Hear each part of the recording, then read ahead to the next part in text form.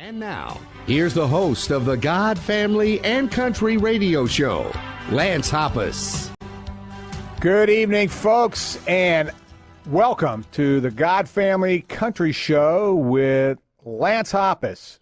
Except for Lance Hoppus is not here tonight, and I'm his steady follower and friend and co-host, Roy White, retired Air Force Lieutenant Colonel here at their station, and with Shemaiah, our producer tonight. Thanks for coming on, Shemaiah, and all the work you're doing. And we also want to welcome all those who are watching us on the webcast here this evening. And actually, we're recording this on a Wednesday morning, so they're watching it live. So if you want to write in your questions, feel free. But we want to welcome you to AM 930 The Answer. We're proud to be able to be part of the Salem Broadcasting Network here at am930theanswer.com. You can listen to us live.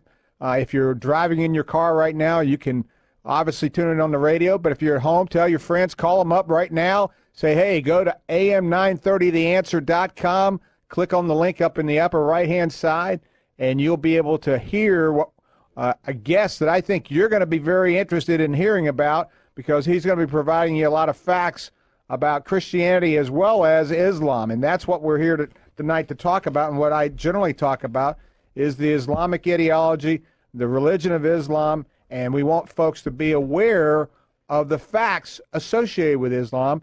But we want to start off thanking our host of the show, Lance Hoppus.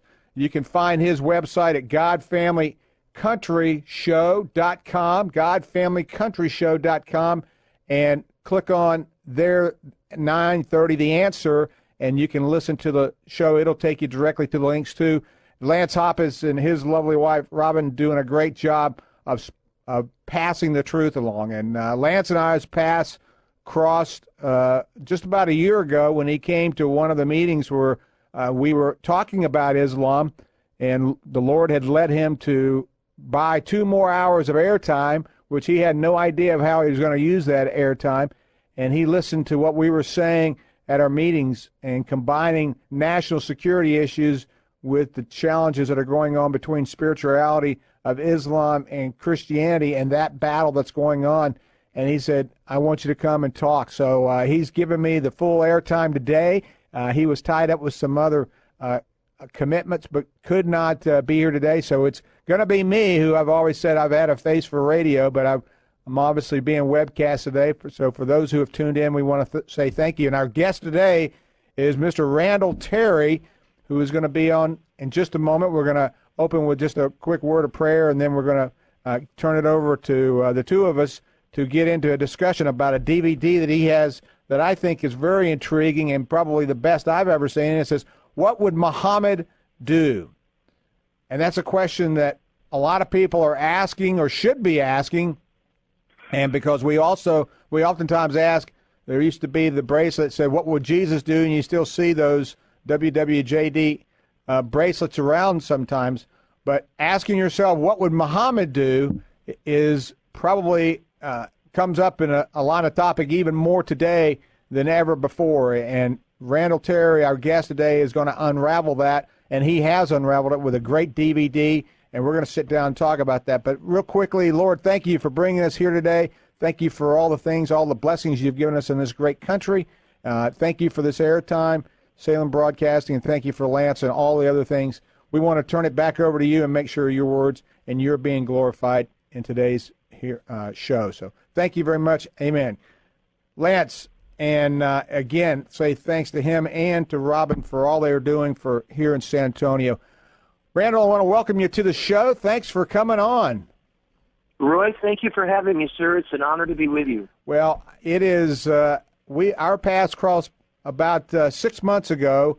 You were deep in the throes of getting the DVD out, and I had a chance to visit with you there at your studios there in Tennessee, and I was... You gave me some good advice, which we made a couple of modifications, so I thank you for your creative input. Well, that's a scary thought. I'm not sure... I know.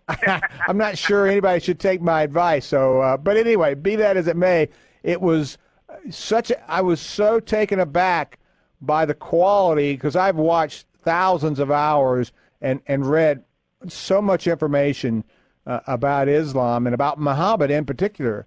And while I'm not a, quote, imam or scholar, as oftentimes the critics like to be, I'm also not a religious scholar to the point where I can know everything about Jesus Christ. But I know I can pick up the difference between the two. And certainly what you've put together in this DVD, What Would Muhammad Do, is really quite remarkable. Let's before we unpack that, I want to first of all bring to our audience's attention, Randall's going to be on the show for the entire 2 hours, so you can sit back, you can come back and listen to this via podcast. So if you like this, go to God Family Country Show, and you can listen to the podcast there. Click on the link for the podcast, or you can go to AM 930 The Answer. You can listen there. So that's important for our listeners, and those who are online, they can send us their questions to us. So Randall, you got into the public arena fighting for the unborn, Operation Rescue. Tell us briefly about how you got involved and how you manifested your Christian faith into fighting for the unborn. I graduated from a Bible college in 1981. I had a serious conversion to our Lord Jesus in 1976 as a 16-year-old, 17-year-old, and then I went to a Bible college, graduated, went on various mission trips, preaching around Central America. And in a prayer meeting in 1983, I felt like God showed me. I mean, I literally had a vision. I know it's not normal for me to have visions, by the way, but I actually saw in like a theater in my mind what I was supposed to do to try and stop child killing in America. And I saw this huge movement with all these people in front of abortion clinics and killing centers, as we call them. And I just followed the heavenly vision. I mean, I was a kid in my 20s. I didn't know what I was doing. I read various history books about protest movements, and I just set out on that path, and the vision came true. Well, I actually saw myself on the Phil Donahue show in my mind, and I was on Donahue for an hour. Wow.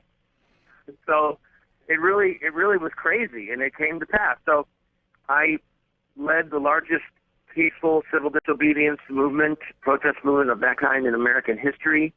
I've been to jail many times, spent over a year of my life locked up for peaceful protest. I wrote a bunch of books in various jail stints, and have, it took a lot of rewiring of my brain because I didn't go to Bible college to learn how to lead a protest movement. Right. But yeah. It did prepare me to stand for Christ in the public square. Let us go with him outside the city gate, bearing his reproach. Blessed are you when men hate you and revile you and cast your name out as evil. So those elements of my Christian faith enabled me to stand against the slaughter of innocent children in the public square and to be, pretty fearless. Just tell the truth, no matter what the consequences. Well, it must be that quite prepared me for this, really. Right, exactly. Because nothing. I mean, during the period of time in the 80s and 90s and even today, that battle is fraught with, barbs and personal attacks and physical attacks and any type of smearing. And none of us are flawless. Let's all face it. So there are flaws in all of us, and people will focus on those. And at the same time, the message remains pure. And I applaud you for all the thousands and thousands and probably hundreds of thousands of lives that you've saved because of bringing this to people's awareness. So, again, I praise you for what you've done. Thank you. And for all those who stood with you. But as you said, transitioning into what would Muhammad do, it's prepared you because, let's face it, this is not a task. This is not a journey that is not filled with those who are willing to shoot at you, sometimes figuratively, sometimes literally, to keep you quiet and to make you, repress from what you're telling the truth. And I think that's what would Muhammad do. Let's talk a little bit about this DVD and how your journey to Islam came about and how this all developed. Well, in 2011, I, like you and most other Americans, at least had our interest piqued in Islam. I began to read the Quran. I began to really pore over the Quran, but I understood that I didn't understand. Right. And so I did something really crazy. Around the time President Reagan died, I decided that I was going to go back to school.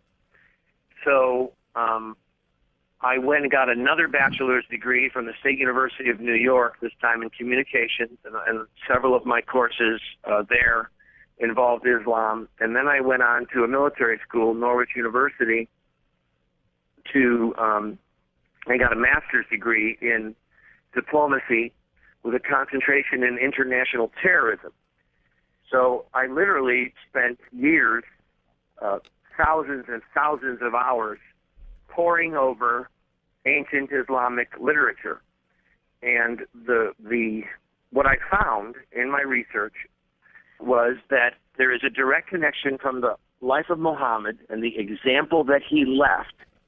There's a direct connection from that to the terrorists of Boko Haram or Al-Qaeda or ISIS or whatever. I mean, these guys they're living the nightmare. They're living the dream. They read these stories about Muhammad's life, specific stories.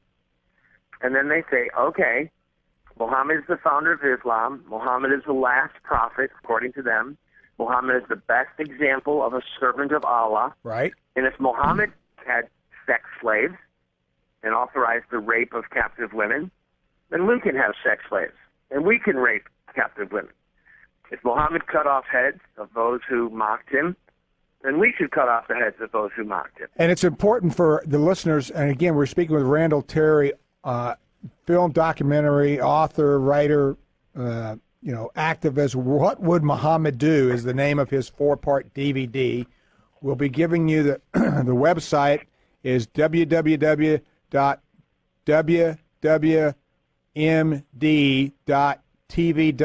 Is that correct, Randall? Is that correct?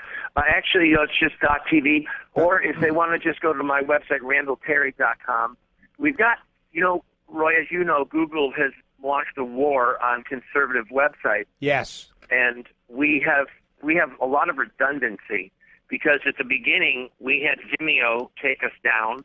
We had another server that will go unnamed that took us down. Literally just erased our website. So we have multiple websites where where people can watch the first episode for free. Right, exactly. And for the sake of your listener, you were very gracious in your compliments. I'm a TV host. We own a television studio. We've had the honor of having you in the studio and interviewing you. And I thought to myself, all right, I've got a master's degree. I know this material. There's some really good books out there on this material. But no one has ever done a serious treatment of Muhammad's life, connecting it to terrorism in a broadcast quality movie series or TV series, like the Ken Burns on PBS. And that's what we did. And we spent close to $500,000 and 2 years of intense work, research, script writing, shooting, hiring voice actors, cartoonists from around the world. So we had over 100 people working on this project. And for those those who are listening and those who are at least somewhat informed on the topic of Islam, someone who I have great immense respect for, Dr. Bill Warner, says this about the movie or the documentary. What Would Muhammad Do is the best movie series TV production on the life of Muhammad and Islamic terrorism that has ever been produced. The ultimate weapon to defeat Islamic terror, oddly enough, is the record of Muhammad's life, the founder of Islam. What Would Muhammad Do? The movie shows us Muhammad is easy to understand the lessons. WWMD is more than recommended. It is a necessity if we are to understand Islam and Islamic terrorism and then defeat it.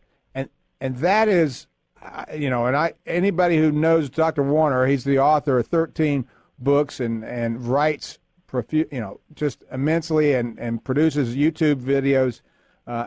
And he just, to me, is one of the top premier folks who are talking about it honestly. And for him to give you that kind of endorsement must have made you feel pretty pretty proud, Randall. I was on cloud nine, so because he's an expert, and he like I and like you, when you delve into something of this intensity and you really do your research, you scour the world for material. Right.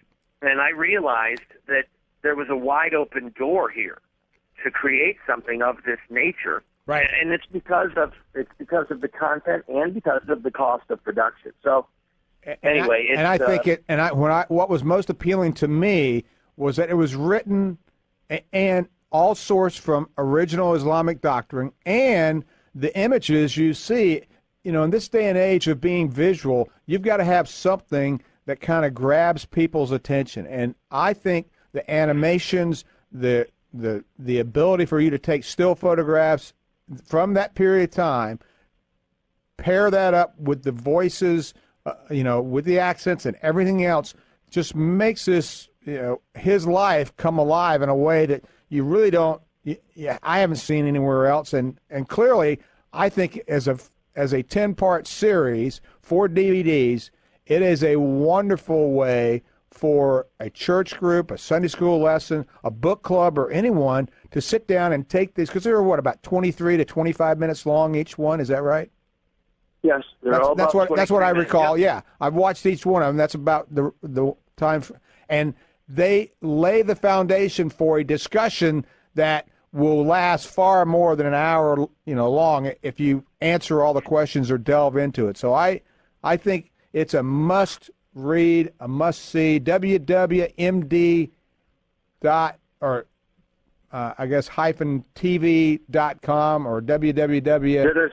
There's www.md. Yep. .tv. .tv. Then there's www.md-tv.com. That's the one I'm looking at. Yeah.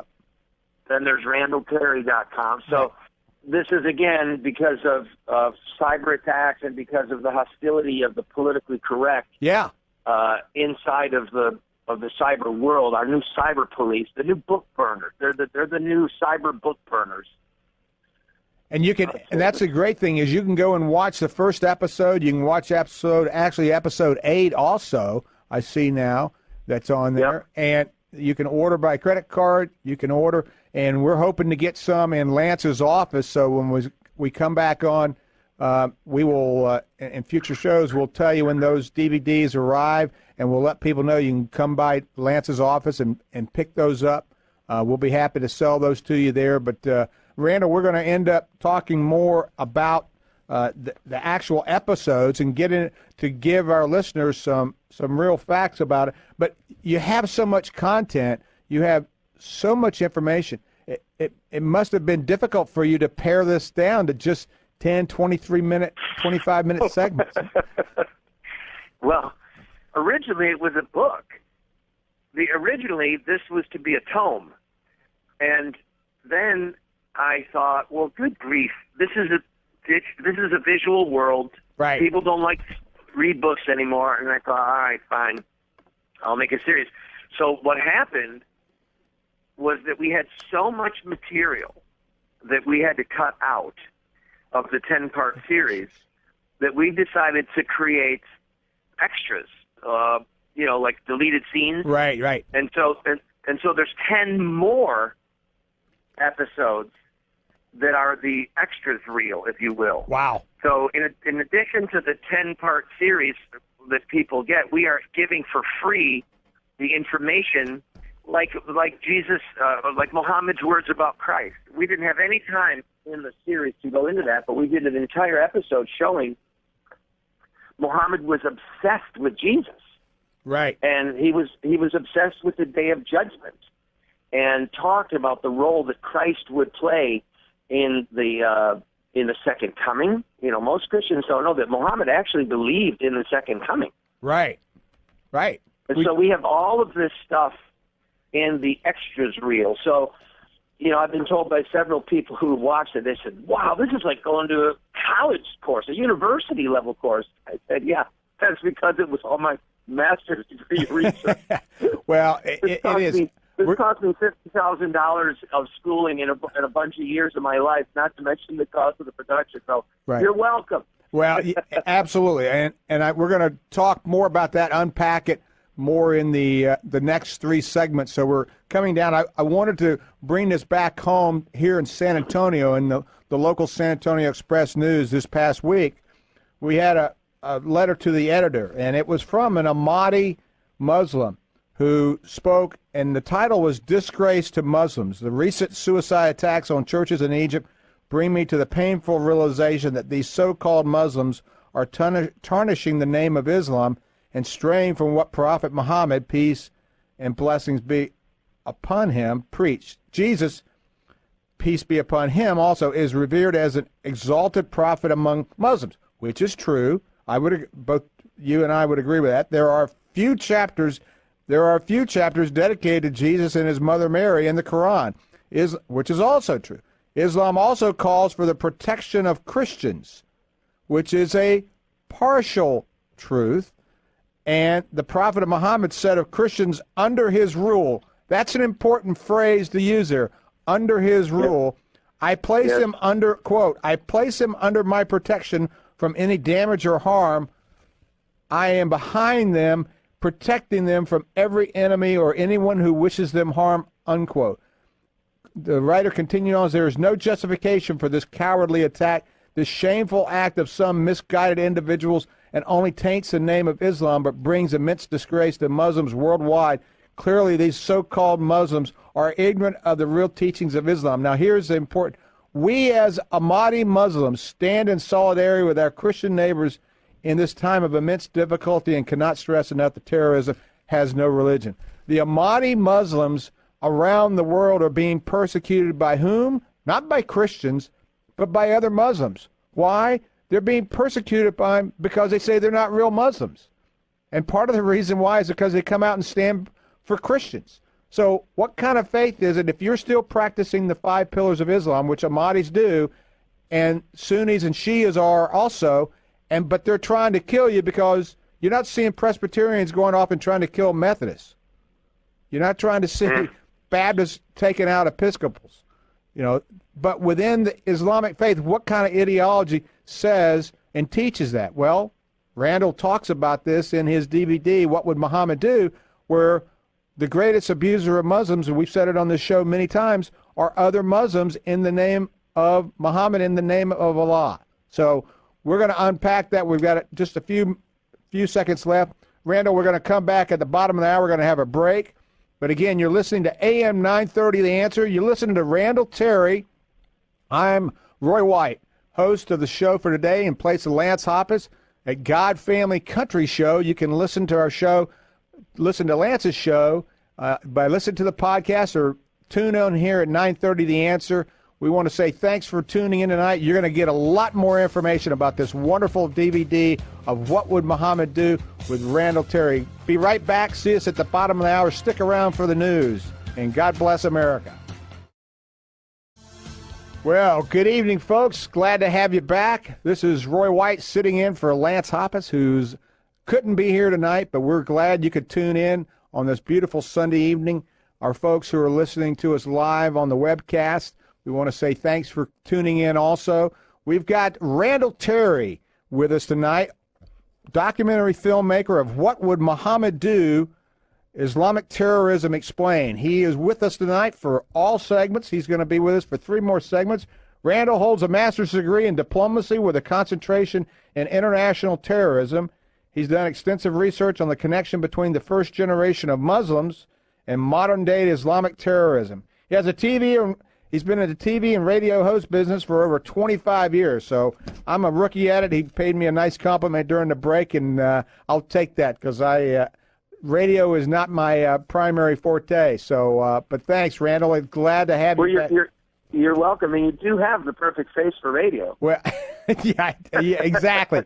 Thank you very much. Everybody tells me that. So we're glad to have you. For those, again, listening on the God Family Country radio show, we want you to go. GodFamilyCountryShow.com is the website. You can get the podcast there tonight. So after this, if you missed it or you want to share it with people, go to GodFamilyCountryShow.com and listen to that, or go to AM 930 The Answer. Call your friends up. Pull over on the side of the road if you're driving.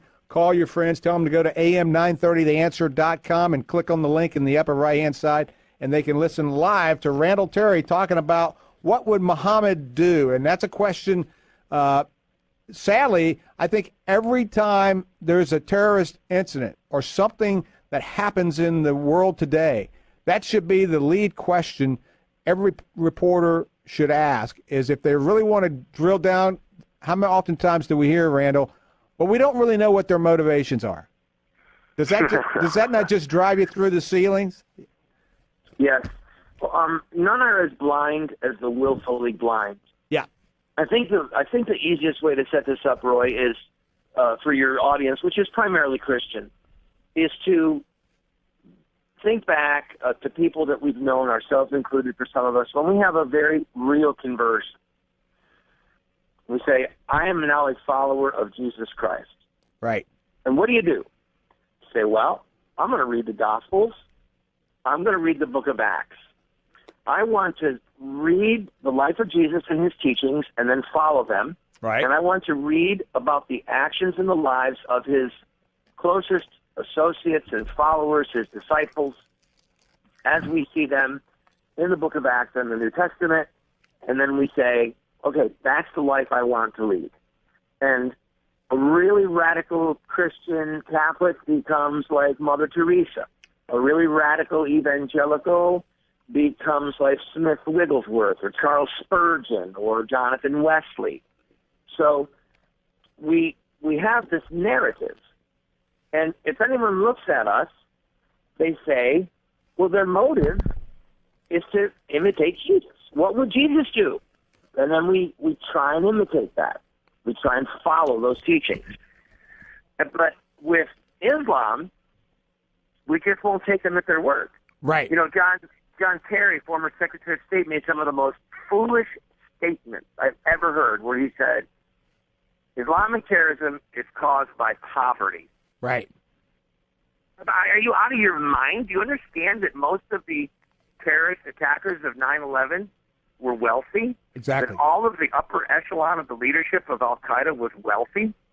This is not about money. It's about their motivation to mimic Muhammad and his earliest companions and to follow the dictates of Muhammad like a Christian in similar fashion that a Christian would follow the dictates of Jesus.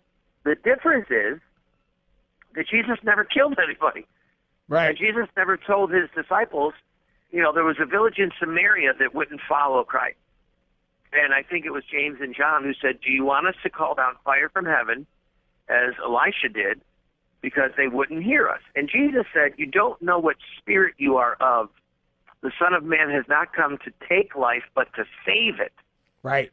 But Muhammad and his followers were the exact opposite. When some group of people did not follow Muhammad's message, he ordered them to be enslaved or converted by force with a knife to their throats, or he ordered them to be killed. Right. That's it. So the Muslims that we watch on TV in the Middle East or now in Fresno, California, a couple days ago, this just happened. So we see these stories. Those are not Muslims who have hijacked the peaceful religion of Islam. No.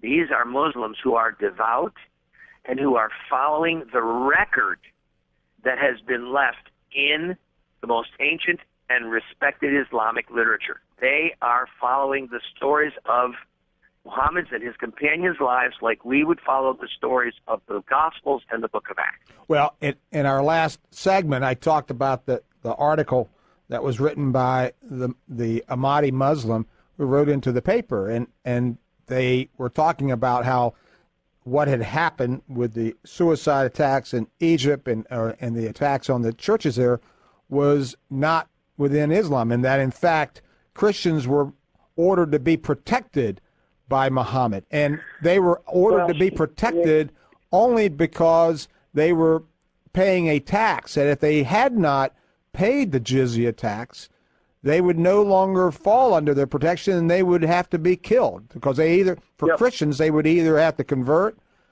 either be killed, or pay the tax. And when you pay the tax, then you are under the protection, just like the mafia. If you want to, Right. if the local hotel, the local restaurant wants to keep their business in, then they would pay a tax, a jizya tax, to the local mafia boss, and nobody attacked it. And if someone did, then obviously the mafia would say, "You're attacking one of us. We're going to go off." Well, that was how, Islam realized we can make some money off of this, but at the same time, we can eventually submit and subdue these Christians, because they're going to be tired, and Jews, they're going to be tired of paying these taxes, and eventually they will submit to the will. So for an Ahmadi Muslim to give the impression in a local newspaper that Islam protects Jews and Christians, yes, that is really a form of kitma, or telling a half-truth.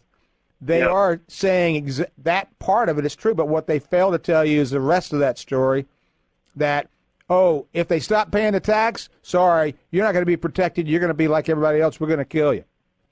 And that's... For your listeners who are interested in reading, actually, you know what? If they go to the website, go to my website, randallterry.com. I'm at it now, yep. wwmd.tv, they can see... and you know what we'll do, Roy, with your permission in a minute, I'll give out a phone number where we actually have staff that answer the phone live, because you've got a lot of listeners who don't like to purchase things online. I understand. And they could call. But thank you. The Muslims are granted permission by Muhammad to deceive, right, to lie. And sometimes you can lie by what you omit.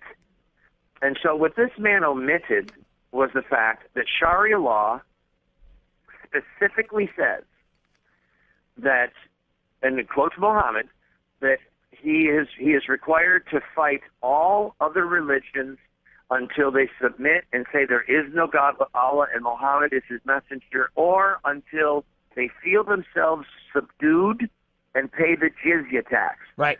And then it goes on to explain what that means. It means that they can never have a crucifix or a cross on their church. Right. It means that they cannot ring bells to signify the resurrection of Jesus. It means that they cannot publicly drink wine or eat pork with their feast days. They're not allowed to publicly celebrate their feast days. It specifically says they are not allowed to publicly read the Gospels or the Law of Moses or to preach the Gospel. So the church exists to evangelize, to bring people to Christ. Part of Muhammad's protection, as that Muslim referred to in the letter to the editor, means that Christians are forbidden to publicly say that Jesus Christ is the Son of God, That's and right. God the Son and the Savior of the world. They're forbidden to invite people to Christ. And this is it's demonic. I mean, it's oppression like you would see in any communist nation or in the pagan Roman Empire, where they tried to kill Christians for refusing to say that Caesar was God. Well, and said, no, Jesus is God, and not Lance, Caesar. We're not going to... Exactly. And Lance and I have talked hours on this show about giving people the actual facts and giving them something in their hands to be able to do something to influence more people. And again, randallterry.com is your website. We have, and that's with two L's, RANDALL, Terry, TERRY.com. Going there, putting this in people's hands is, I think, one of the most powerful things. Do you have any examples of people have contacted you about how your DVD has impacted and changed people's ideas or impressions about Islam? I had a journalist who writes a blog on terrorism and on international relations contact me, and very skeptical. And so I gave her the code for media to watch all 10 episodes. So we have a special website that we haven't even mentioned. It's just for media. Right. And she wrote back and said, "Wow, you've converted me. You've convinced me." And then she said, "Now what do we do?" Yeah. Well, first of all, buy the DVDs and share them with some friends. And this is what we get back to our audience is, give us, again, those websites and the information to be able to, if they want to dial in, give us that right now so we can get people. Okay. The phone number that they could call is 304-289-3700. Now, sometimes I answer their phone, and sometimes our servant Mike answers that phone, and sometimes it goes to voicemail. But we try and pick up the phone when Absolutely. people call, even if it's in the evening. It's 304-289-3700. And I think that the greatest testimony of the impact that this film is having, Roy, is that we haven't sold very many, only a little less than 5,000. We just have started. We need to, get 500,000 of these out there. Right. But the greatest testimony is that our number one source of sales right now is repeat customers. Right. They're buying multiple copies. They're buying one copy and then saying, oh, my goodness, I want 4, and I want you to send one to my U.S. Senator. I want you to send one here or there. So I'm very, very thankful. We've had repeated people in the know say to us that this is the best series that's ever been created. And, for the sake of your viewer, when they see it, they'll understand it's very respectful. Yes. I never Exactly. raise my voice. Yep. I never say ill words. It's just, here's the facts. Just the facts, man. Let me read to you from Sharia law. This is page 599 in The Reliance of the Traveler, which is an authorized translation from the Arabic of Islamic sacred law. We reference it on here quite often. I bet you do. Very good. So he said, this is Muhammad saying, I have been commanded to fight people until they testify that there is no God but Allah, and Muhammad is the messenger of Allah. If they say it, they have saved their blood and possessions from me. So, and let me read to you one more. This is, again, Muhammad giving instructions to his followers. So when you meet in fight, in jihad, in Allah's cause, those who disbelieve, smite their necks till you have killed and wounded many of them. Then bind a bomb firmly on them. Take them as captives. Thus, you are ordered by Allah to continue in carrying out jihad against the disbelievers till they embrace Islam and are saved from the punishment in the hellfire, or at least come under your protection. And then one more, because this is part of it. The Caliph, Muhammad's successor, this is Sharia law, he makes war upon the Jews, Christians, and the Zoroastrians until they become Muslim, or else pay the non-Muslim poll tax. The Caliph fights all other peoples until they become Muslims. Right. So it couldn't be any clearer. No. The Caliph, by the way, as you know, means successor, and Al-Qaeda and Boko Haram and ISIS, they all maintain that their goal is to restore the Caliph, the successor of Muhammad, which was ended in 1922 by Kemal Ataturk, the ruler of Turkey. Right. So that's what much of Islamic terrorism today is about, restoring the Caliph. And Sharia law, sacred law of Islam, which is godless law, Islamic law says that the Caliph is required to fight all non-Muslims until they either become Muslims or submit to the tax and stop practicing their religion publicly. And this is their literature. And we see their efforts to come inside the wire, so to speak, inside our culture, and begin to chip away at a Judeo-Christian culture. We actually saw reports this week, or in the last few weeks, about the federal government that's actually helping to fund a Islamic curriculum that is occurring in our school systems. For our readers or for our listeners who have not seen that, it was deeply disturbing that federal funds were used to promote this syllabus within the Department of Education. And we've seen this within the textbook reviews that we do with truthandtextbooks.com with our group of volunteers that will be starting here in California shortly. So it is all around us, and when you have folks who write into the local paper to give a half-truth, then that sticks in their minds as, oh, okay, next time someone says that Christians and Jews can't work together and Muslims, I remember reading this article by a Muslim who says that they're all good. And I believe that, why would they be lying? Well, as you said, they're commanded to lie if it means to promote Islam and to make other religions submit to them. So, again, our guest today, Randall Terry of randallterry.com, here on AM 930, The Answer. We're really just pleased to be able to have him for next two segments. So for those who are driving around and wondering what is it we're talking about What Would Muhammad Do, which is a 4-part DVD set, a great piece to add to your library or to start a library, and probably the only document, probably not the only document, but certainly the best DVD series to begin your library to study this, because this is going to be with us. As Christians, we need to be able to be smart on what the other doctrine is doing, because the Quran, only about 39% of it talks about Islam, and the other 60% talks about you and me, doesn't it, Randall? Yeah. The Quran is really, it's almost a shiny thing. You know how the joke is when you're trying to distract somebody, get them to look away. Look over here. Look at the shiny thing. The Sharia law is, and the threat to our freedom is the aggregate of the Quran and the mountains of documents in the Hadith and the Siras, or the biographies of Muhammad.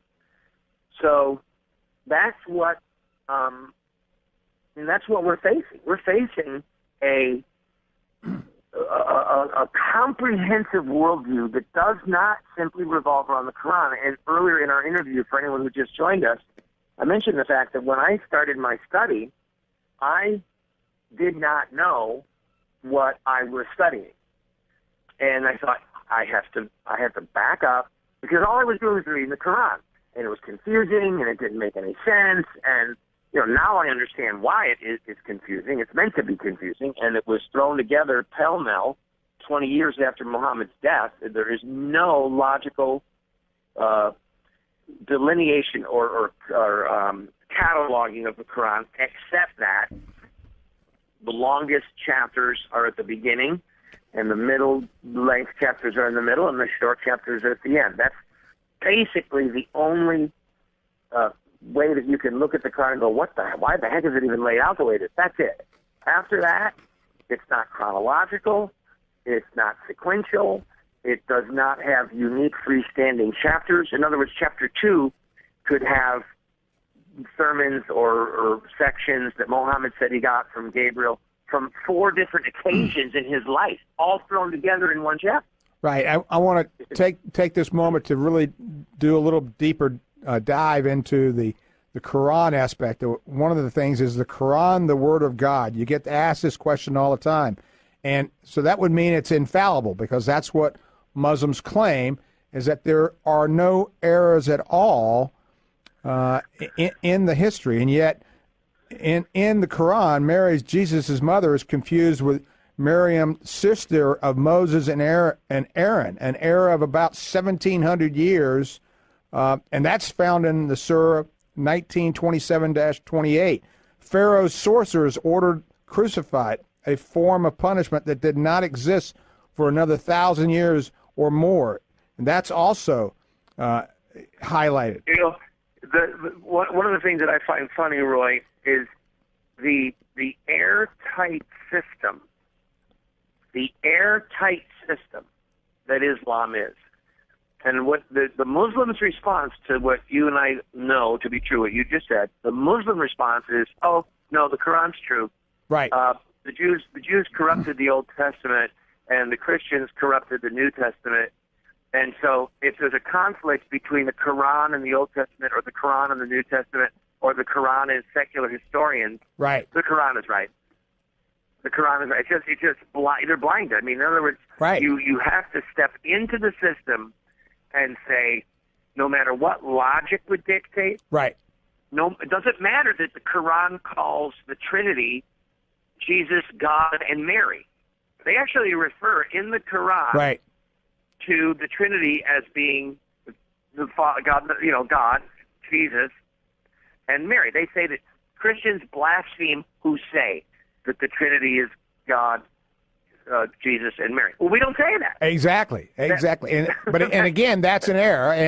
And again, it is tantamount to, and of course, this is one of the reasons why the Jewish people at the time were laughing at him and making fun of him and those who mocked him, because he was clearly saying things that were not of at least had any basis in Judaism or Christianity. And many times the Jewish leaders, they were selling their stories to Muhammad and they knew they had planted errors in them so for people in the future to realize this is not really an Abrahamic religion. There's nothing connected to Abraham, because in the lineage of those prophets that Muhammad says that he was a follower, the lineage doesn't go through Ishmael.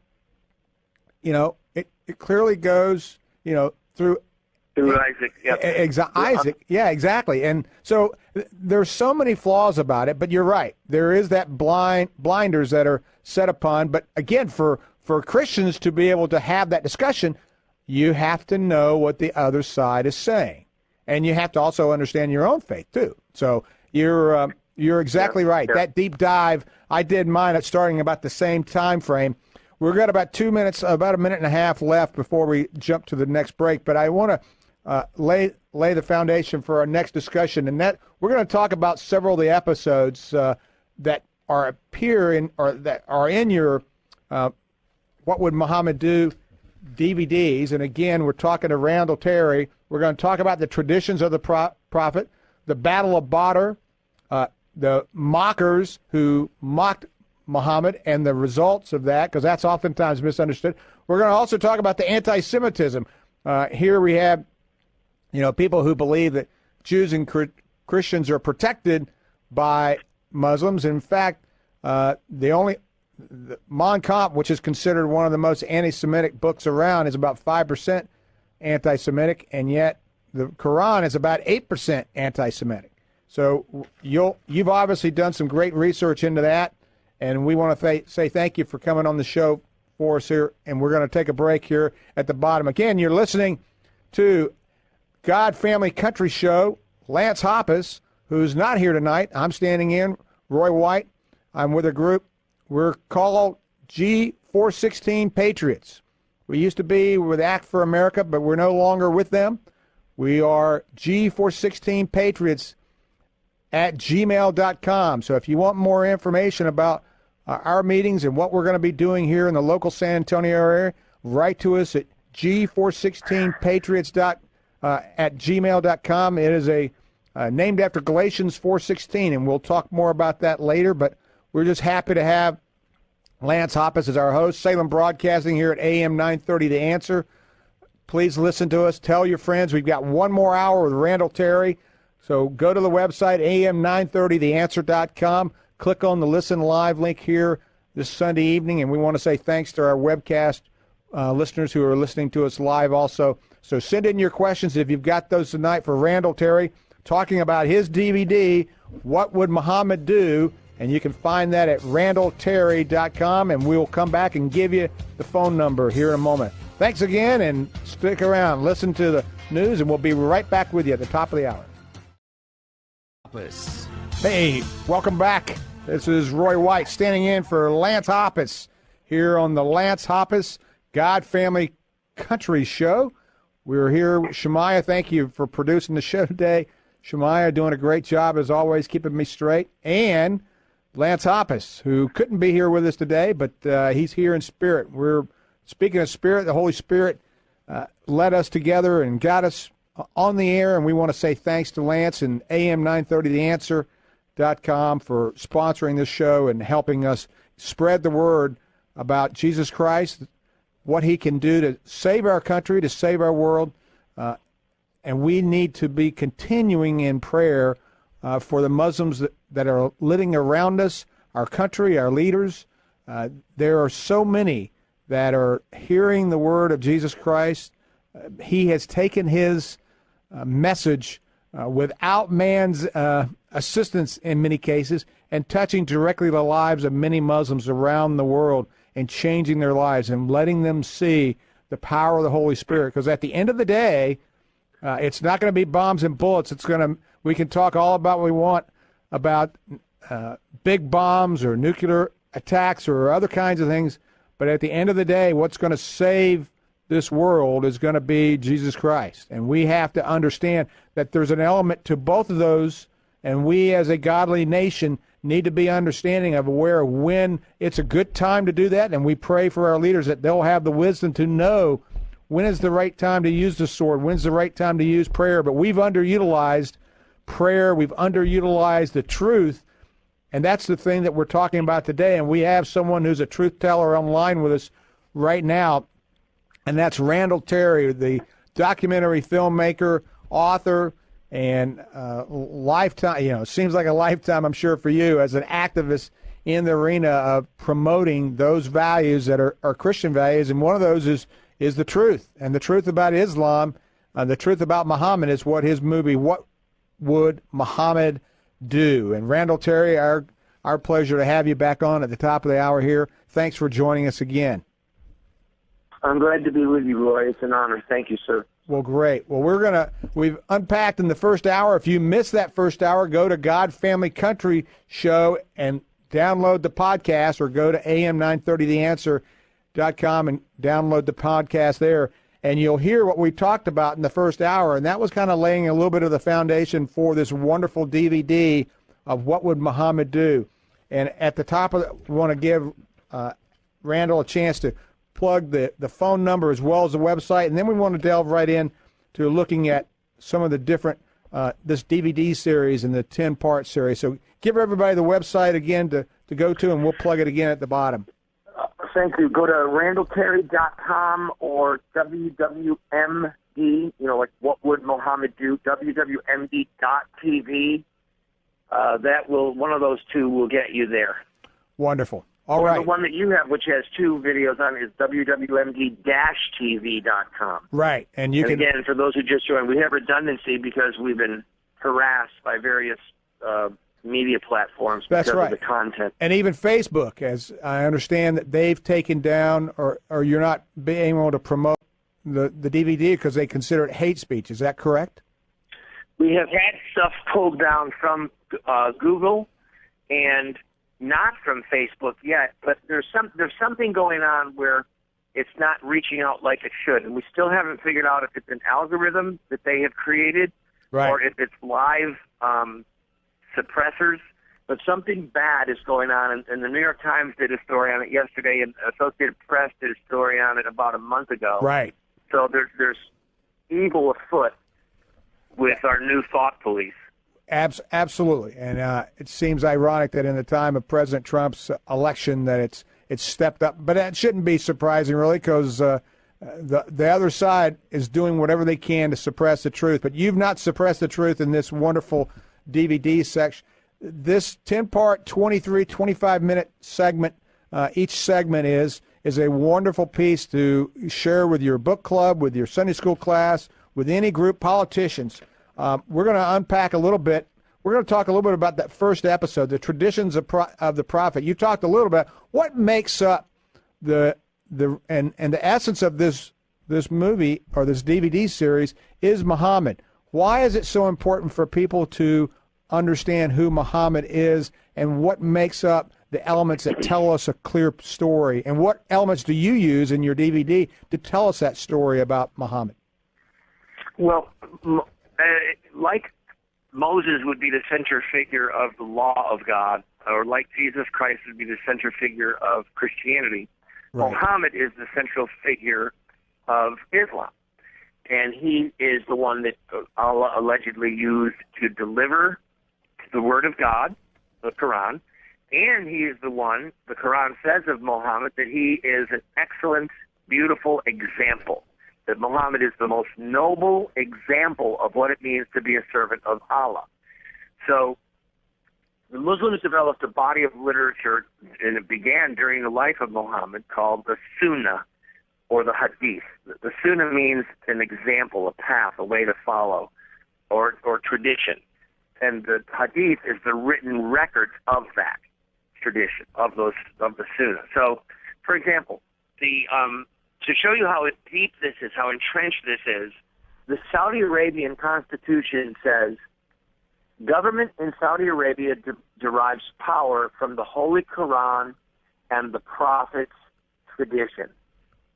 It says that the Kingdom of Saudi Arabia is a sovereign Arab Islamic state with Islam as its religion, God's book, the Quran, and the Sunnah, the tradition of his prophet, are its constitution. So they just embrace the tradition of Muhammad as being central. The Pakistan, the Egyptian constitutions are the same way. They say that, for example, the Pakistan constitution says, all existing laws shall be brought into conformity with the injunctions of Islam as laid down in the Holy Quran and Muhammad's traditions. So what people have to understand is that Muhammad's traditions are not in the Quran. It's a completely separate body of literature. Right. So, and it dwarfs the Quran. I mean, the Quran is a very small book. Right. The Hadith are scores of volumes, millions of words, massive amounts of literature about every single aspect of Muhammad's life. How he prayed, how he ate, how he bathed, when he bathed, how he prayed, sexual relations, the treatment of slaves, sexual slavery, who his sex slaves were, how and why he hated Jews. And we're going to get into all that. But the point is that Muhammad's traditions are central to the Islamic religion, so much so that Muslim countries actually specifically say that Muhammad's tradition, his example, is what our government is based upon. So if you want to know why Saudi Arabia is so oppressive, well, they're self-consciously following the example of Muhammad. Exactly. And I think and again, the cleverness of Muhammad and those who followed after him to keep all these things, the explanation of Islam in several different volumes in different places, makes it very easy when you're having a discussion and say, oh, well, that's not found in the Quran. You're quoting something that's not in the Quran. And so for the average American who hears, oh, well, if it's not in the Quran, then it must not be Islamic. No. You can have so much more of Islamic law, Sharia law, that's found within the Hadiths or even Ishaq's The Life of Muhammad. Yep. You can find it there. And as long as those items don't contradict, the Quran, then they are following Islam. So in terms of unpacking that, I think that's important for our listeners, and for our regular listeners, they probably understand that. But there are multiple elements, and don't be dissuaded or confused if they say it's not, because the 5 pillars of Islam are not defined in the Quran either. Those are only found in the Hadith. So when hear someone says, well, that's not Islamic because it's not in the Quran, I say, well, do you follow the 5 pillars of Islam? Well, yes, I do. Well, I'll say, well, that's not in the Quran either. So is it tomato or tomato? So you tell me. And that then they know you know a little bit more than the average bear. I would like to make an offer to your listeners.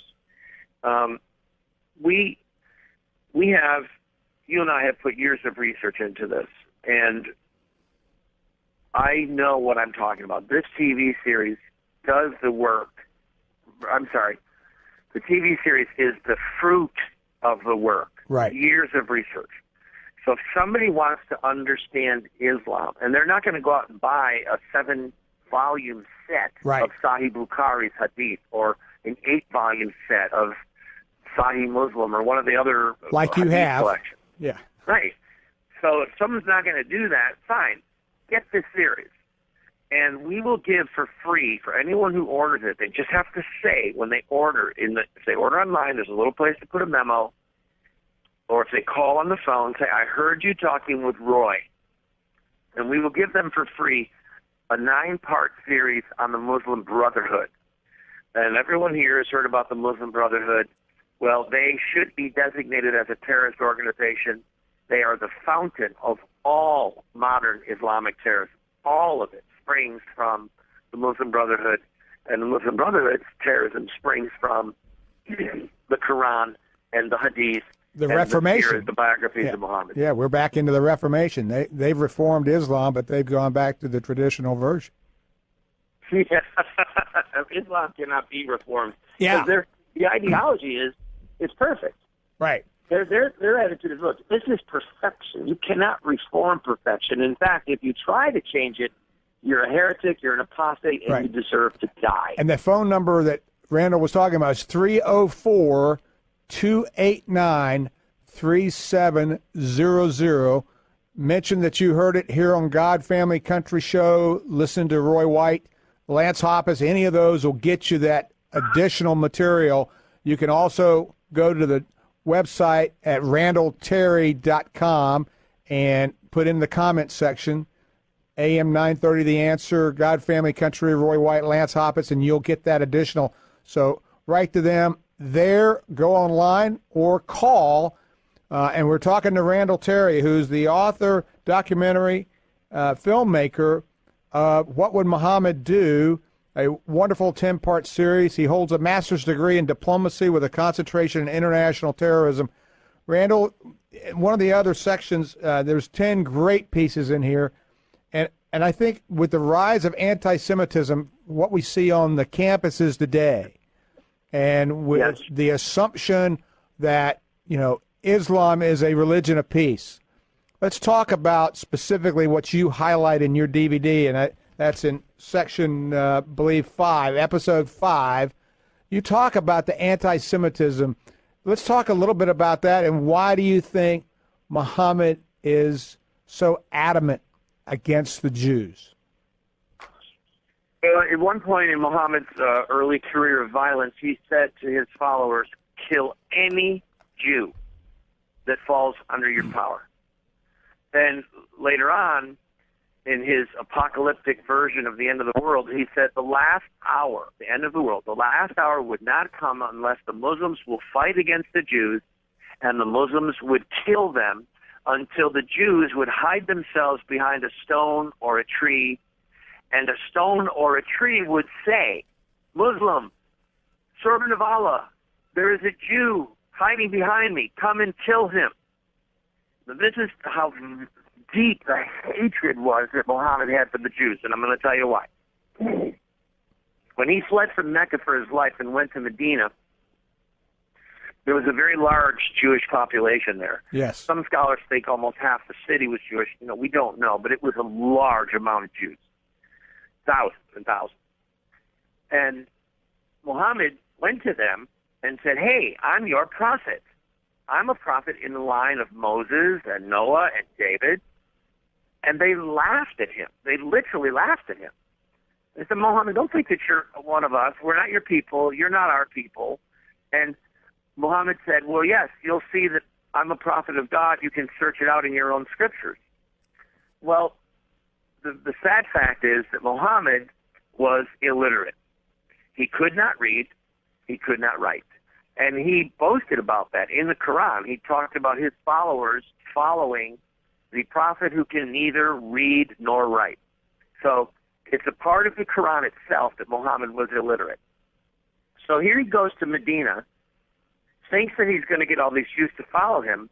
Now, these are guys that have studied the Torah their whole life. Right. They own vellum, sheepskin copies, rolls of the sacred scripture of the Old Testament. They're versed in it. They know it. They can read and write. They know the stories. And they're looking at this Arab who is illiterate coming up and telling them, I'm your prophet. They just laughed. Are you out of your mind? So you couldn't take him seriously. It'd be, it'd be like someone walking off the street and saying, hey, I can be a national security advisor. Well, what's your background? I'm your. I play video games. Yeah, I play video games. What's that got to do with it? So, yeah, at the time, I'm sure they did. And that turned to. And they, so he just went from respecting them and imitating their fasts and praying towards Jerusalem to completely rejecting them, praying towards Mecca, and saying that the Jews had abandoned their religion, that they were monkeys and apes and pigs. I mean, he became violently anti-Semitic. I mean, when I say violently, there was one tribe, as you know, the Karaiza, who he murdered. He had executed every single adult male. He had every single. Hold on one second, Russ. Yeah, continuing the story, 100. He had every single Jew killed. Right. Every single male was beheaded, and their head was put in a ditch. Right.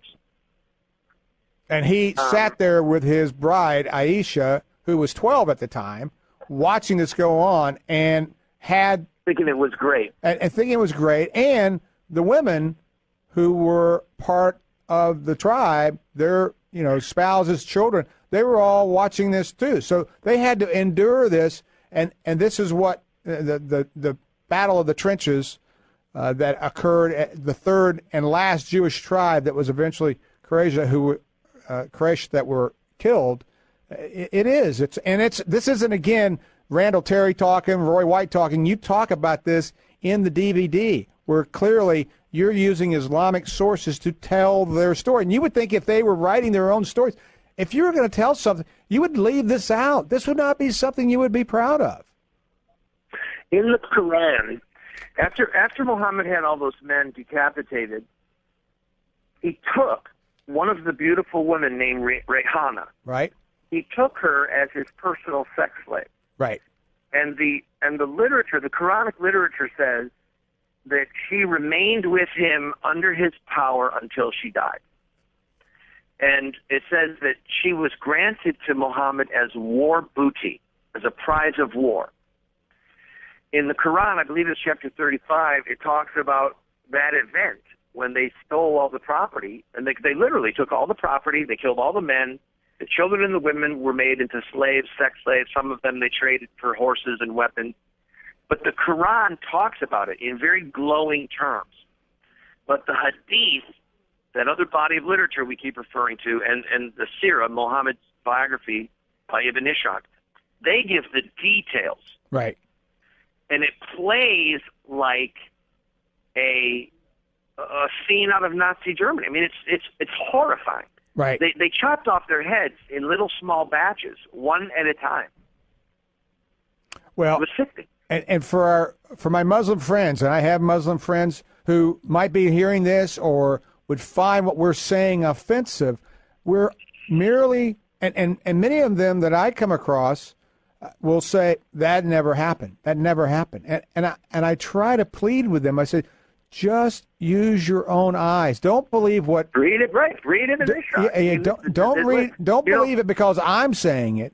And I don't want people listening to this show to think, oh, okay, Roy White, Randall Terry said this, or Lance Hoppe said. Get the DVD, listen to the sources, pull up online, Reliance of the Traveler. You can find that on a PDF. Those are. One of the things, Roy. Forgive me for interrupting. One of the things we did with this series, as you know, is that we put up every reference. So the line about killing a Jew, they'll be hiding behind a rock, right. And the rock and the stone will say, "Come and kill him." When we put that up on the screen, we give 1, 2, 3, 4, 5, 6, 7, 8, 9 different places where that hadith is recorded in Islamic literature. So we're giving the exact reference. So anybody, a scholar, a reporter, a Christian, a Jew, a Muslim, anybody can go and just read the references for themselves. But double check all my work. Right, double exactly. Check all my work because it's all there, all there. And we get this story oftentimes. People will say, well, the Bible has its level of violence also. And I use two simple words to describe the difference. I said, one is prescriptive and one is descriptive. The Bible is descriptive about a time and place of where that act of violence or such toward another group or an individual was called upon by God for a specific purpose at that point in time. And in some cases where violence is talked about, then he condemns it later on. But in the Quran and in the Hadiths and others, it is a prescriptive term. It is a prescriptive directive that for the end of time, that this is to be applied for all of these circumstances. Now, for Muslims who choose not to follow that, I'm all for that. I'm a big fan of that. Just like this young Ahmadi who was writing in the paper. I hope they would condemn. But for Muslims to deny their own history would be for us in America to deny that slavery was not a part of our history. I mean, if we came out and tried to deny that, we see what happens when people do that. They say, well, look at all these historical documents. Look at this ancestry. Well, you do the same thing within Islam, and suddenly you're just being a hater, or we're going to ban you like they're doing with you on Google. It's amazing. Yeah, it's mind-boggling. Well, it's like people who deny the Holocaust happened. Right. There's people out there right now who try and deny that Jews were killed in concentration camps under Nazi control. It's absurd. It's insanity. But I want to go, go ahead. A step further. Yeah, go ahead. And that is that in addition to the Muslims being allowed to use deception and just deny something, right, to try and soft sell Muhammad, in addition to that, there is this part of the very fiber of Islam in which violence is demanded by Allah. Not just prescribed, but demanded. And Muhammad said, perhaps Allah prescribes something for you, jihad, that you do not like. Right. But it is a good thing, and that you like a thing that you shouldn't like, and you don't like a thing that you should like. And he has prescribed jihad for you. And it says that anyone, the Sharia law says that anyone who did not participate in a jihad or express a desire to do so dies the death of a hypocrite. And in Islam, if you die the death of a hypocrite, you're going to hell. Right. Exactly. And that's why they attack and kill so many other Muslims, because they believe that, for example, the Ahmadis or Shias fighting Sunnis and others, what's going on in Syria, that they are not practicing the real Islam. And that's and if you deny real Islam, you're an apostate, you deserve to die. That's why Muslims kill each other.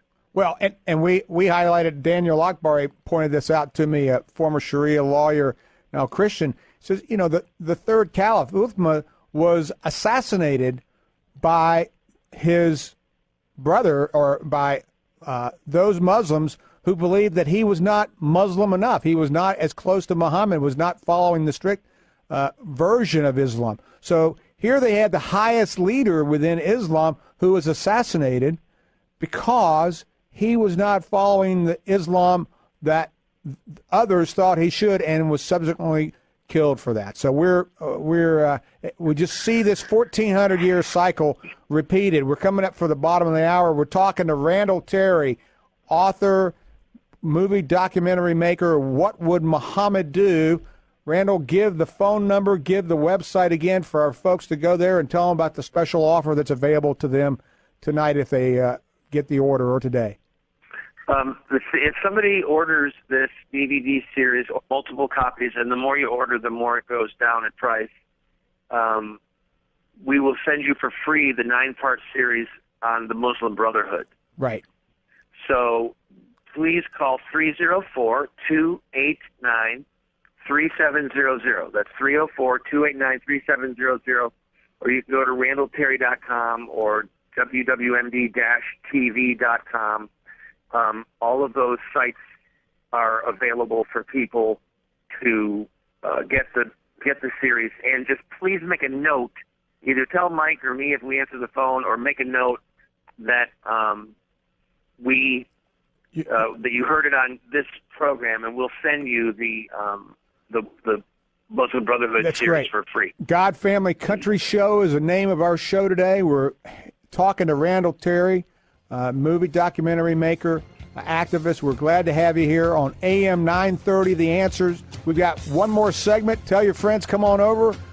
We'll be right back at the bottom of the hour. Stick around.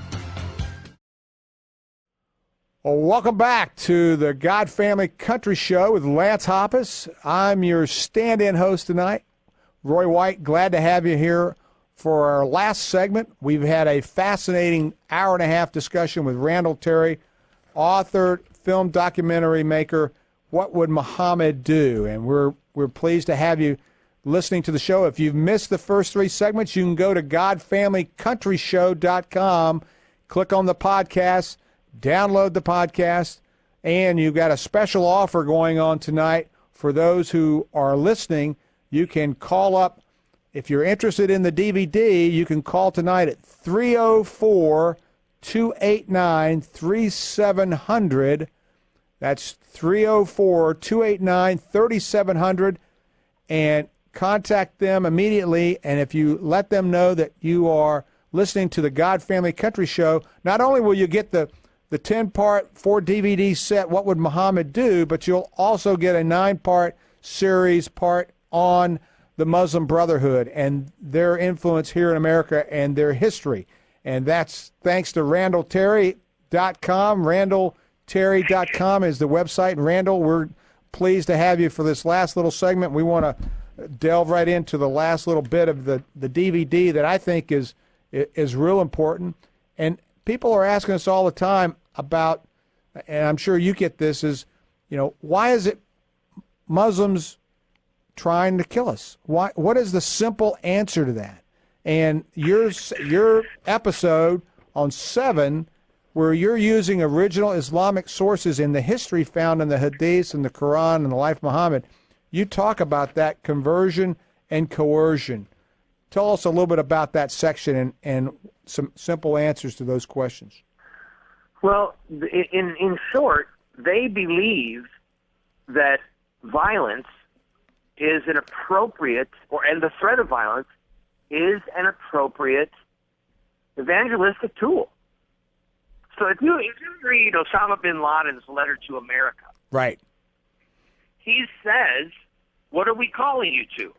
We're calling you to Islam. It's the religion of righteousness and mercy and honor and purity and piety, the religion of showing kindness to others. And then it says it is the religion of jihad in the way of Allah, so that Allah's word and religion reigns supreme. We are calling you to Islam. And so we would look at this and go, are you crazy? You think that by killing us, you're inviting us to Islam? Well, he's basing his evangelistic fervor, using death and fear, on stories from Muhammad's life. For example, there was a woman named Asma, and she wrote poetry against Muhammad, and Muhammad ordered her to be assassinated, and she was killed in her bed, and by one of Muhammad's followers. And the next day, the man who committed the murder went back to them, and I'm going to quote, it said, the murderer said, "I have killed Asma. Withstand me if you can. Don't keep me waiting." So he said, okay, look, I killed her. Come and fight me if you want. And no one would fight him. And it says, this is what our sacred literature says, that was the first day that Islam became powerful among the tribe of Katma. The day after Asma was killed, the men of Katma became Muslims because they saw the power of Islam. Right. They were converted because they thought, oh, my heavens, and I could be killed. Exactly. And this is where there is no compulsion in religion that Muslims and the apologists will come in and say. It says, you can't, Islam is not a religion of submission. We can't make you become a Muslim. Well, if people you're seeing that are right next to you are being killed, now you may believe that you're not, may tell the story you're not being forced to convert, but you're doing it of your own free will only because someone is threatening your life. And that's the fine print that they don't want to tell you when that verse is quoted. And your example right there clearly shows how terror and the threat of terror is a weapon that they use. So when we describe someone as a terrorist, I hate using that term, because they're really a jihadist. They are practicing jihad on someone. Well, right. And if you ask them if they're a terrorist, they'll say no. They actually pass lie detector tests. Yes. If you ask one of them, are you a terrorist, they'll say no, and it won't trigger, because they don't view themselves as terrorists. They view themselves as devout Muslims who are evangelizing for Islam and carrying out the will of Allah. That's how entrenched they are. And you talk in the next episode 8, exactly about jihad, and break that down, because originally Islam, everybody talks about the 5 pillars of Islam, but jihad is that 6th pillar that nobody wants to talk about. That's what they refer to it as. And again, most Americans are predisposed to be tolerant of religion, any religion. Right. It's a part of our cultural creed. It's almost like our national DNA. religion. It's our DNA. Yeah, it's our national religion is to tolerate all religions, even ones that we think are silly or kooky or we don't agree with. Whatever, that's his religion. But inherent in that is the false notion that all religions are peaceful and that have the same goal in mind. The betterment of mankind. Golden rule. Let's all get along. That's right. And that's simply not true in regards to the clear 1,400-year history of Islam. And I'll give one illustration that'll prove the point, Roy. Constantinople, what is now Istanbul. Constantinople was the seat of New Rome. It was where the emperor lived for centuries. It was the heart and the soul of Byzantium, of Byzantine Christianity. It had the largest church in the world, Hagia Sophia. I've been there. It's a stunning, beautiful building. It's not a church anymore. And the Muslims, in 1453, rode in, killed all the priests, raped the nuns, killed them, and then all but destroyed the city and converted the church, the glory of Byzantium, they converted it to a mosque. And the cradle of Christianity was lost. Remember, the book of Galatia was written to people who lived in modern Turkey. The book of Ephesus was written to the Christians who lived in the city of Ephesus. Ephesians was written to the people of Ephesus. So the cradle of Christianity was swept away. It's gone. Christianity is obliterated there. Right. There are a handful of existing churches, almost no Christians anywhere to be found. That's Islam. And that's the history of Islam. And for Christians who don't know that history, they can be deceived by Muslims or by foolish, dare I say, idiotic American advocates of Islam who are not Muslims, who say Islam is a religion of peace and they just want to get along. Are you out of your mind? Have you not read history? Well, clearly they haven't. Because if they had, they would understand that Islam proved to be an existential threat. It wiped out the existence of Christianity in much of the Middle East. And as we've had other speakers, Roger Van Gutta, who grew up in India, he talks about the massacres that occurred. Even the Islamic estimates are 400 million Hindus who were killed by the Muslims who came in, invited in by the Indians initially as a sign of peace. As you said, the core elements of most religion is that they're all going to be peaceful. That works fine until you realize there's one that's not. And that resulted in the deaths of 400 million, and the British estimates were as high as 800 million Hindus who were killed as a result of the invasion of the Muslims into India. So you're exactly right. And that form of... Go ahead. For the sake of your listener, the reason that the Hindus were killed, and the Muslims do, in fact, at least give Christians and Jews the chance to live as a slave with right. the jizya, is that Islam forbids the worship of these pagan idols. So Hinduism is based on paganism, right. what we would, scholastically call paganism. The Sharia law makes very clear that for you to be able to pay the jizya, the slave tax, You have to have a holy book that precedes Muhammad. So the Jews had the Old Testament, the Christians had the New Testament and the Gospels, and the Zoroastrians had holy books that preceded Muhammad.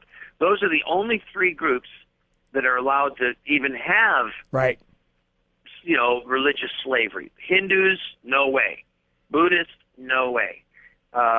Mormons, no way. Jehovah's Witnesses, because the Mormon holy book, Book of Mormon, did not exist prior to Muhammad, so they do not even have the right to live under the jizya, the slave tax. Right. Well, we were talking about jihad and the violent form of jihad that we see practiced in the media or in the world today. The irony is I tell my Muslim friends, or I tell any Christian friends, I said, here you have to ensure you're going to paradise, you have to commit a suicide act, taking out other non-Muslims to guarantee that you're going to go to paradise. That is the only guarantee. And in the case of Christianity, our faith tells us that someone else has put their life on the line. Jesus Christ died on the cross for us, and that is what, and belief in him will guarantee us to paradise. So it becomes a very easy comparison to me, is if you want to have a guarantee of going to paradise, which of these choices, Sophie's choices, do you want? It becomes, very clear that Muslims are deceived by this concept, and so many have bought into it. Now, there are many Muslims who are never going to strap on a bomb, who are never going to create any of this violence, and I am very thankful for them. And we've had some of them on this radio show. But the reality is if your ideology, if the best Muslim ever who's lived, as you talk about in your DVD, What Would Muhammad Do? If that's the best example, is it not surprising so many follow that? It's not. It's not surprising at all. I mean, all you have to do is have to have 1 or 2% that are committed to following Muhammad to the death, and that gives you quite a passel of jihadists, or terrorists as we would call them, to commit crimes. And one of the reasons that a lot of Muslims don't leave or publicly criticize the life of Muhammad is because that would put a death sentence on them. And that's what episode 9 talks about, apostasy. And give us some of the highlights that come out of your discussion. Well, Muhammad said, kill him who leaves his Islamic religion, period. Kill him who leaves his Islamic religion. He said that anyone who kills an apostate will receive a reward in this life and the next, and it can be a total stranger. So that's why when somebody is labeled murtad, an apostate, right, then they are a walking target for any Muslim, even a total stranger. So this is Islam was born of the sword. It keeps its adherents by the sword. It lives by the sword. And the only way that Islam will ultimately leave the face of the earth is if the sword is removed. In fact, Yusuf Qaradawi, who is the chief theologian for the Muslim Brotherhood, he's in his 80s. He was doing an interview, and we have this interview clip in our series. He was doing an interview on Al Jazeera TV, and he said that Islam would have died in the first generation after Muhammad's death if it wasn't for the apostasy laws. Because when Muhammad died, the Arabian Peninsula had been beaten by him into submission, and most of the people on the Arabian Peninsula were Muslims. And when he died, they said, okay, that's over, he's dead, let's go back to our pagan religion. And his first successor, Abu Bakr, said, you vowed a vow to follow. Muhammad is dead, he's just a prophet, but Allah lives. And Muhammad said, kill him who leaves his Islam. So you have one chance to come back, or we're going to kill you. And and that's when the apostasy wars were launched. And Abu Bakr, who was Muhammad's father-in-law, he was the dad of the child bride, Aisha, the little girl that Muhammad married and had sex with. He literally killed tens of thousands of people to force the survivors back into Islam. using the apostasy laws established by Muhammad, and that's why Yusuf Qaradawi said Islam would have disappeared if it had not been for the apostasy laws. And that was the reference, and people can Google up the War of Apostasy. That was the first Muslim civil war. So this is not something, that has started recently with Sunnis and Shias, Iran and Iraq. This is a historical issue that has gone on for since the beginning of Islam. And I think, again, Randall Terry, who's been so enlightening to us today, at randallterry.com. You can reach him there at his website as we're coming up to the last half of this last segment. He has produced what I think, and what Dr. Bill Warner, who is someone I have great respect for, and many others who have watched it. I've had many folks who are in our chapter here who have talked about it, who have said it's the best thing they've ever seen. What would Muhammad do? You can call to 304-289-3700, and when you're speaking to them to make your order, you can order it there over the phone, or you can do it online. When you're talking to them or putting in the comments section, if you'll say you heard it at the God Family Country Show or listening to me, Roy White, here, or Lance Hoppus, if you put that in the comments section, you'll get an additional free 9-series section or presentation on the Muslim Brotherhood, which is a valuable piece of information to share with your friends and neighbors and law enforcement officials. But please order this DVD, and you can go to it at wwmd.tv and order it. You can also, if you're not sure, hey, I don't know whether I want to watch, this is 10 hours, or not 10 hours, but 10, 23 to 25-minute segments, great for Bible studies or other book clubs, but maybe you're not sure about it. So go to wwmdtv.tv.com, and it'll take you to a section that will allow you to watch the first episode, The Traditions of the Prophet, and then episode 8, which we were just talking about, Muhammad's Call to the Jihad. So Randall Terry, we're so indebted to you for putting this together in the closing minutes of the show here. You've got a lot of extras, or you talk about ending Islamic tyranny. Let's talk a little bit about answers to this. So I think for our listeners, we know spiritually the answer to so much of what's going on in the world today is certainly the Lord Jesus Christ, and us turning and praying for his guidance and intervention. But let's talk about what you talk about in the DVD about some of these answers.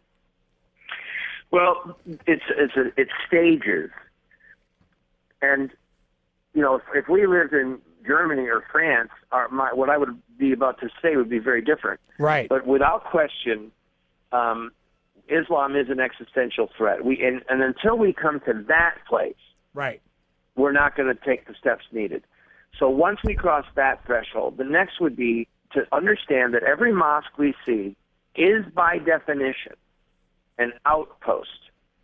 It should be looked at as a military fort, if you will. And mosques have been historically used to train jihadists, to have weapons training, to have weapons stored, and the encroachment, the slow but steady encroachment of Islam in this country is directly connected to CAIR, the Council on American-Islamic Relations, to the Muslim Brotherhood, to various, to almost all mosques across the country. We have to understand the threat. In fact, understanding the threat, our mutual friends, John Guandola, yes, yeah, they have done a brilliant job explaining to law enforcement why Sharia law is a crime. It's literally a crime. If you adhere to Sharia law, you are in the middle of criminal acts. Right. And we need to encourage local and state law enforcement to begin to monitor mosques in America, because federal law enforcement won't do it. Federal law enforcement, the current rules say that if somebody is quoting the Quran, the Hadith, the Sirah by Ibn Ishaq, that is to be ignored.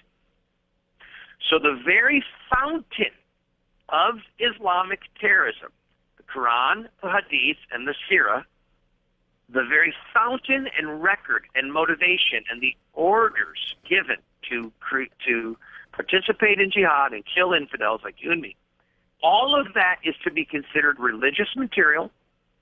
And when they're quoting it back and forth, it's to be ignored. And law enforcement, federal law enforcement, are forbidden to profile these terrorists based upon their addiction or their promotion of those religious writings. And I've visited many mosques and traveled around the country, and inside every single mosque I have ever traveled to, there has always been literature that can be traced right back to ties to the Muslim Brotherhood. And I say that unequivocally, and I'm not a detective, I'm not anything else, but the Islamic Society in North America, that there are materials that are found in literally every mosque or World Relief, the Islamic World Relief, I believe, I'm maybe misspeaking there, but there is another charitable organization.